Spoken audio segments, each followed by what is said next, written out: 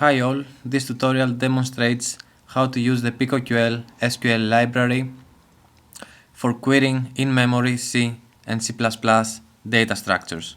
Let's consider a mini banking system which hosts a list of accounts in which each account includes a balance of type int accessible through a public method getBalance and a public member description of type string.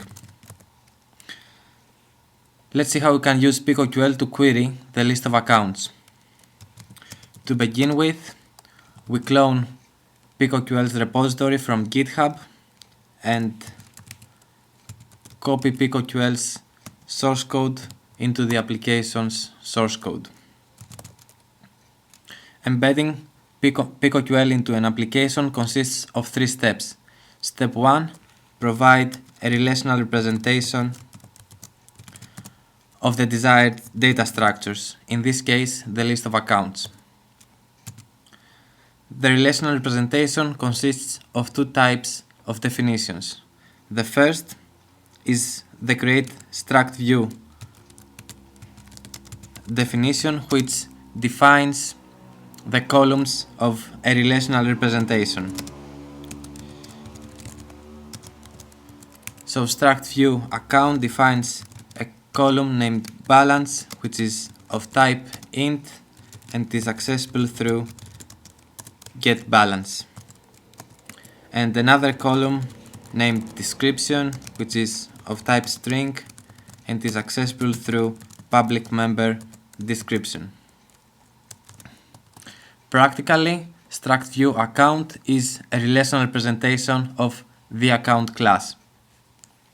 The other kind of definition is the create virtual table definition, which adopts a struct view in order to represent a particular data structure instance. So virtual table accounts uses struct view account to represent a data structure instance named account list. Account list is just an improvised name to identify the list of accounts. And the data structure is of type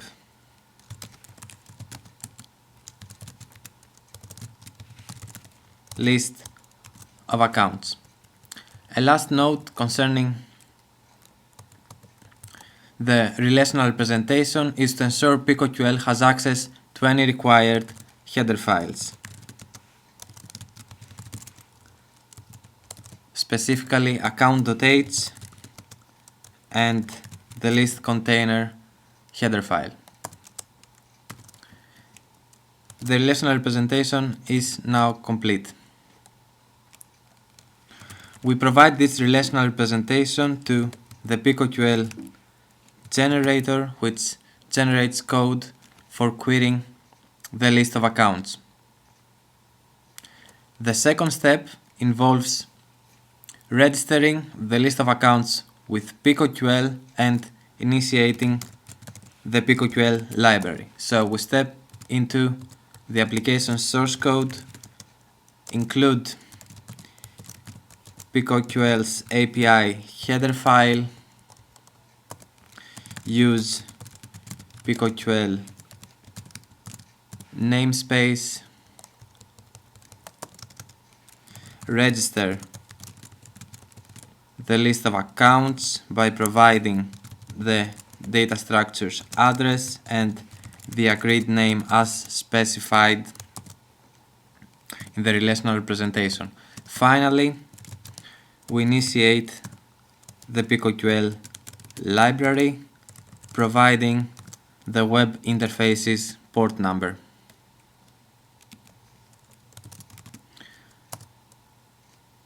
The third and final step involves compiling PiCO QL with the application.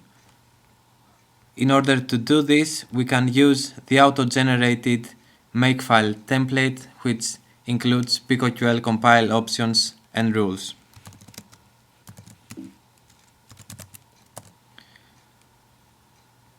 From the many rules, we are particularly interested in PiCO QL's execution mode, which can be either single-threaded or multi-threaded. We copy and paste this into the application's compile options, and we go back to the PiCO QL makefile template one last time to retrieve PiCO QL's compile rules. We copy those two and paste them into the application's makefile. Now all we have to do is produce the final makefile by incorporating PiCO QL's compile rules to the application's compile rules. We place object files side by side and specify libraries that PiCO QL requires linking against. These are the SQL library that provides the web interface and the SQLite library, which provides the SQL query engine. The last step involves including the PiCO QL header file dependency. We have completed embedding PiCO QL into this mini banking system, and now we can compile this all together, and we don't forget to specify PiCO QL's execution mode. So let's say this is single-threaded.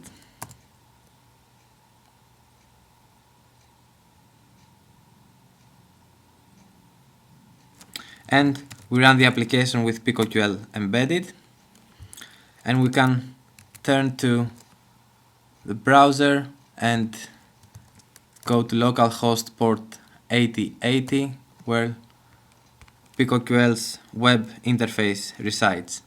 Here we can input SQL queries that execute on the list of accounts using the provided relational representation. This is just a toy example, but PiCO QL's wiki pages explain how to map an arbitrary data structure to a relational